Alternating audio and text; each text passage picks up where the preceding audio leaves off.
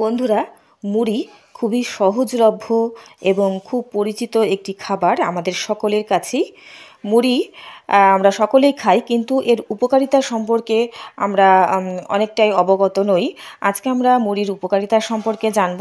মুড়িতে আছে প্রচুর পরিমাণে অ্যান্টিঅক্সিডেন্টস, বিভিন্ন প্রকার মিনারেলস, ভিটামিন বি, অল্প পরিমাণে ভিটামিন ডি এবং প্রচুর পরিমাণে ফাইবার আছে।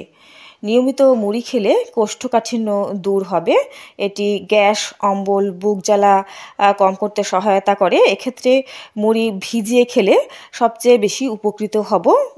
মুড়ি ভিজিয়ে খেলে কিন্তু পেটের যাবতীয় সমস্যা দূর হবে, গ্যাস অম্বল থেকেও আমরা মুক্তি পাবো। বন্ধুরা, রোগীর পথ্য কিন্তু মুড়ি।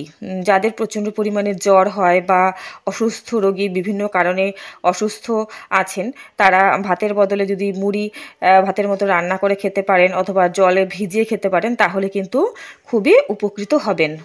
এছাড়া বন্ধুরা, মুড়ি খেলে কিন্তু আমাদের হাড় শক্ত হয়ে থাকে, আমাদের ওজন কম করতে সহায়তা করে মুড়ি, এবং এটি ডায়াবেটিস রোগীদের পক্ষেও একটি উত্তম আহার। আর মুড়ি খেলে আমাদের হাড় শক্ত হয়ে থাকে, হাড় সংক্রান্ত বিভিন্ন সমস্যা থেকে আমরা মুক্তি পেয়ে থাকি। এছাড়া মুড়ি যদি আমরা নিয়মিত খাই, আমাদের ত্বকের সৌন্দর্য কিন্তু বৃদ্ধি পাবে।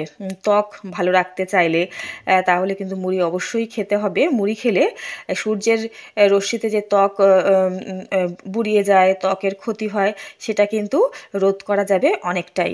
তবে বন্ধুরা, মুড়ি খেতে হবে পরিমিত পরিমাণে। অত্যাধিক খেয়ে ফেললে কিন্তু বিপদ। কেন কি, মুড়ি তৈরি হয় চাল থেকে। চালে যা যা উপাদান আছে মুড়িতেও তা বিদ্যমান।